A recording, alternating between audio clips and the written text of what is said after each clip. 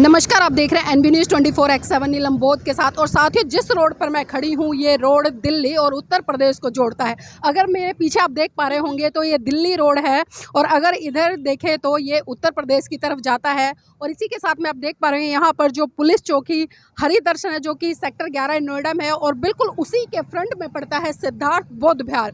जी हाँ, सिद्धार्थ बौद्ध विहार पर आने का एक बहुत बड़ा कारण है और कारण ये है साथियों, पिछले कई दिनों से यहाँ पर लगातार आंदोलन चल रहा है, प्रदर्शन हो रहा है और उस प्रदर्शन के पीछे आखिर बेसिक कारण क्या है, यही जानने के लिए आज हमारी टीम यहाँ पर पहुँची है। तो आज लोगों से जानने का प्रयास करेंगे कि आखिर यहाँ पर पिछले कई दिनों से ये धरना प्रदर्शन क्यों चल रहा है। साथियों, जिस तरह से हम देख रहे हैं लगातार भारत देश में ऐसी ऐसी संस्कृतियां पनप रही हैं और कहीं ना कहीं जो भारत की असली और सच्ची धरोहर है, जिस संस्कृति की मैं बात करूं, उस संस्कृति को आज कहीं ना कहीं हम देख रहे हैं कि सत्ता पर बैठे हुए लोग या तथाकथित अपने आप को सनातनी कहने वाले लोग लगातार उस संस्कृति को धूमिल करने का काम करें। तो आइए एक बार मैं आपको सिद्धार्थ बौद्ध विहार के अंदर लेकर चलती हूँ, जहाँ पर तमाम लोग पिछले कई दिनों से एकत्रित हैं और उनकी क्या मांगे हैं, क्या कारण है, क्योंकि यहाँ पर जिस तरह से आंदोलन हो रहा है तो उसी विषय में पहले हम जानना चाहेंगे। कुछ साथी हैं हमारे पास में।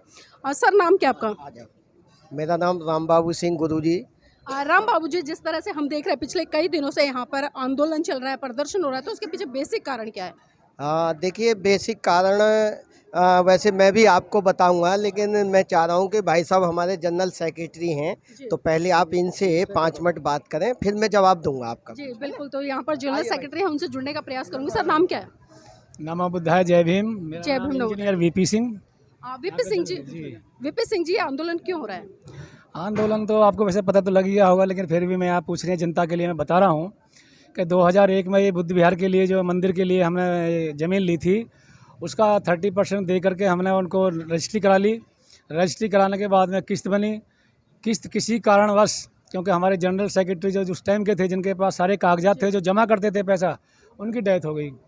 डेथ होने के बाद में क्योंकि वो करता धरता थे तो किसी को ये नहीं मालूम लगा कितना जमा कितना हुआ नहीं हुआ। कागज़ उनके पास थे। बाद में आकर के संस्था ने कुछ कागज़ मिले उनके घर से, आधे अधूरे जो भी मिले, तो वहाँ के संस्था के जो पुराने वो थे जनरल सेक्रेटरी, 2010 में उन्होंने फिर पत्र लिखा नोएडा अथॉरिटी को कि आपका कितना ड्यू है, उसका वन टाइम सेटलमेंट हम करना चाहते हैं, कृपया बताएं, जिससे हम जो है जनता से थोड़ा थोड़ा उगाही करके इसको दे दें। लेकिन कोई जवाब अथॉरिटी ने नहीं दिया। जब नहीं दिया तो बात आई गई, वो भी रिटायर हो गए, दूसरे लोग आ गए और 2012 में दूसरी संस्था आ गई। उसको किसी को मालूम था नहीं पूरी तरह से। उन्होंने क्या है, बुद्ध विहार को ऊपर बनाना शुरू कर दिया और कंस्ट्रक्शन शुरू कर दिया, मंदिर बनकर तैयार होगा। तो उस समय किसी को नहीं मालूम था कि इसका कोई ड्यूज भी हमारे ऊपर है।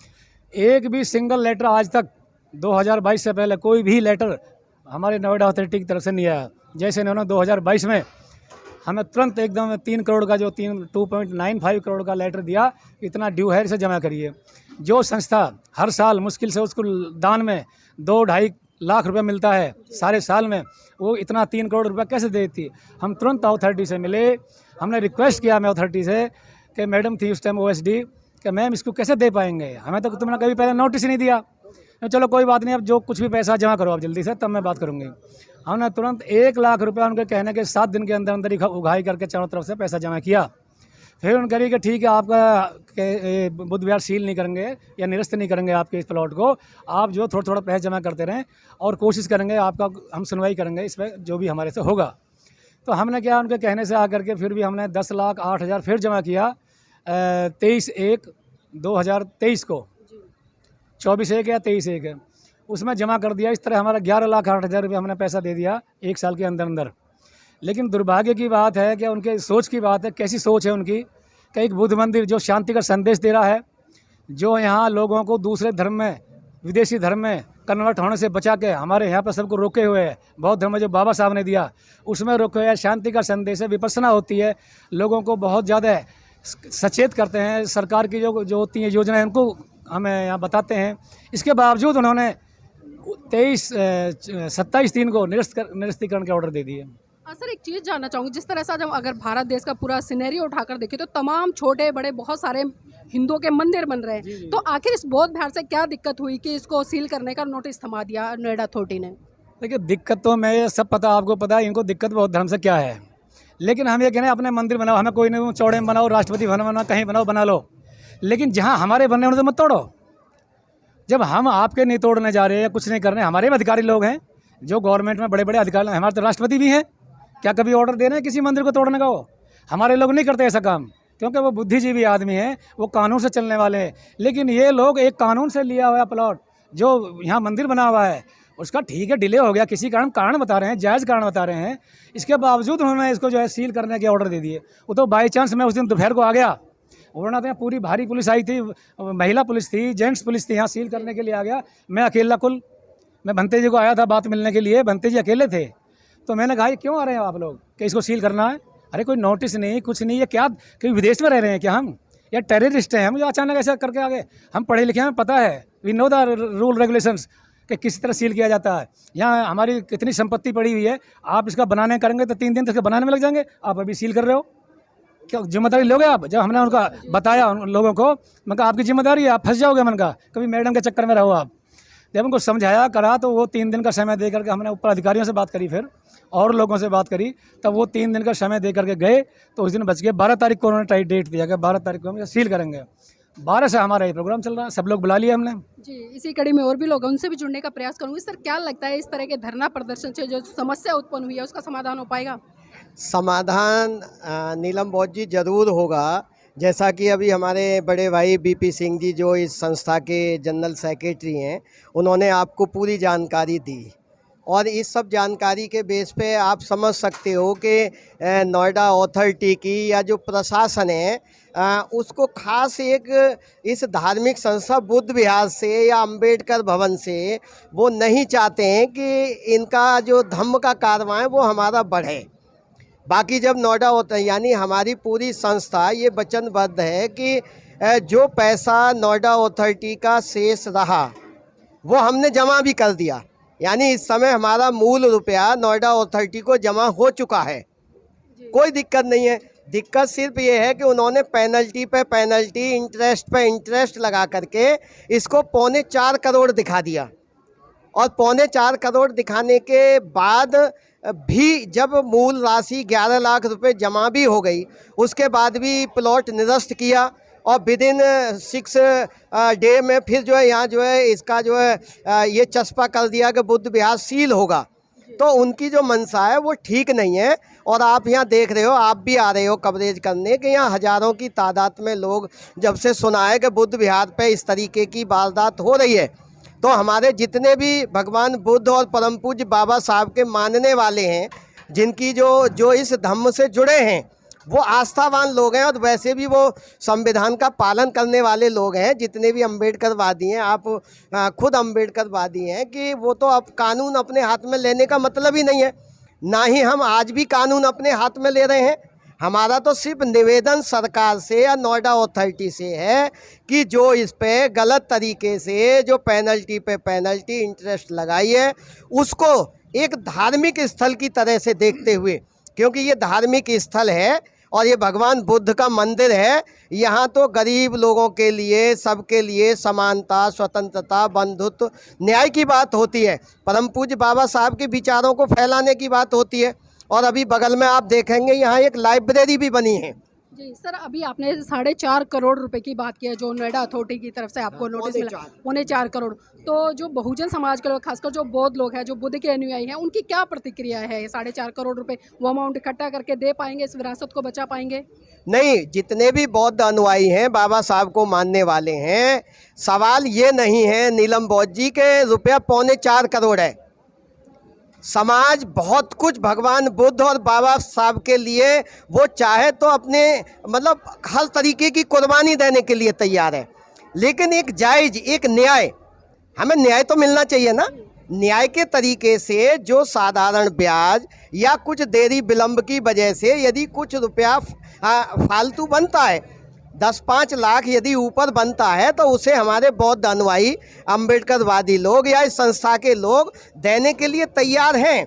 इनकी ये मंशा थोड़ा ही है कि ये प्लॉट अनऑथराइज है, ये नोएडा अथॉरिटी से ज़मीन ली है और ये ऑथराइज मामला है, और हम नोएडा अथॉरिटी का पूरा सहयोग कर रहे हैं। और यहाँ आप देख रहे हो कि पिछले 10-12 दिन से ये आंदोलन चल रहा है। सर, कमेटी अभी जिस तरह से बता रहे हैं, हाई कोर्ट का भी दरवाजा खटखटाया, तो क्या लगता है वहाँ से न्याय मिलेगा? हाँ, न्याय हमें मिलेगा।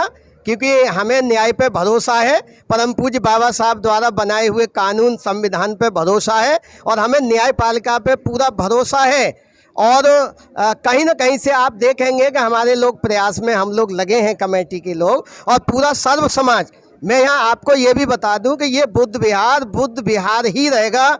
किसी भी कीमत पर नोएडा अथॉरिटी जो चाहती है वो हम नहीं होने देंगे। इसके लिए हमारे समाज को कोई भी कुर्बानी देनी पड़े, हम फाइनेंस तरीके से उनको देने के लिए तैयार हैं। सर, उत्तर प्रदेश के जो मुख्यमंत्री है योगी आदित्यनाथ जी, अक्सर हम देखते हैं कि उनके हाथों में भगवान बुद्ध की तस्वीर भी दिखाई देती है, मूर्ति भी दिखाई देती है, और जब विदेश से कोई भी मतलब अतिथि यहाँ पर आता है तो वो बुद्ध की तस्वीर भेंट करते हैं। तो उन लोगों से आपने किसी तरह की मतलब याचिकाकर्ता लगाई उनके सामने, या जिस तरह से एक निवेदन किया बुद्ध विहार को बचाने का? हाँ, निवेदन में इसमें मैं आपको बता दूं कि हमारे उत्तर प्रदेश के सीएम माननीय योगी जी, या हमारे माननीय प्रधानमंत्री मोदी जी, और हमारे राष्ट्रपति महामहिम, और सभी रक्षा मंत्री, गृह मंत्री, जितने भी हमारे लोग हैं शासन प्रशासन में हैं, सबके लिए हमने निवेदन भेजा है। सबके पास कहीं से जवाब भी आ रहा है और हमें ये उम्मीद है कि यदि हमारे परम आदरणीय मोदी जी या योगी जी जब भी विदेश यात्रा करते हैं या देश में भी बात करते हैं तो वो बुद्ध की बात करते हैं कि हम बुद्ध की भूमि से आए हैं और बुद्ध की भूमि जो है युद्ध नहीं चाहती, शांति चाहती है। तो हमें उनसे भी पूरा भरोसा है कि अभी हो सकता है कि उन तक डायरेक्ट टू डायरेक्ट अभी वो मैसेज ना पहुंचा हो, लेकिन हमें उम्मीद है कि जैसे ही उनको भी इन्फॉर्म होगा तो वो इस बुद्ध विहार के प्रति एक पॉजिटिव रवैया अपनाते हुए इस धर्म स्थल को बचाने के लिए वो हमारी मदद करेंगे। हमें ऐसी पूरी उम्मीद है, और क्योंकि पूरे भगवान बुद्ध का नाम पूरे संसार में वो ले जा रहे हैं, तो उनके होते हुए उनकी देखरेख में एक बुद्ध विहार टूट जाए या सील हो जाए तो ये तो हमारे माननीय सीएम साहब के लिए या पीएम साहब के लिए बड़ा दुखद मामला होगा कि उनकी छवि पूरे विश्व में जो बनी हुई है कि हम बुद्ध के अनुयायी हैं, बुद्ध के देश के वासी हैं, तो हमें पूरी उम्मीद है। हाँ सर, क्या लगता है जिस तरह से नोएडा अथॉरिटी ने नोटिस थमाया है सील करने का, ये कहीं प्री प्लान तो नहीं है? या जिस तरह से हम देख रहे हैं जो बौद्ध की विरासत जहाँ जहाँ भारत देश में निकल रहे हैं वहाँ उसको दबाने का काम किया जाए और उसी कड़ी में भी इस सिद्धार्थ बौद्ध विहार को टारगेट किया हो? दरअसल में क्या है, बौद्ध विहार जो बुद्ध के अनुयायी हैं वो किसी की ज़मीन को गैर तरीके से नहीं घेरते। आपने ये देखा है जितने रोडों पर मंदिर बने हैं वो मंदिर की ज़मीन कोई अलॉट नहीं है, कोई किसी की नहीं है, वो सरकारी ज़मीन है। ये ज़मीन सरकारी है, इसका हमने पैसा दिया है सरकारी ज़मीन का जो पैसा बनता है वो दे दिया है।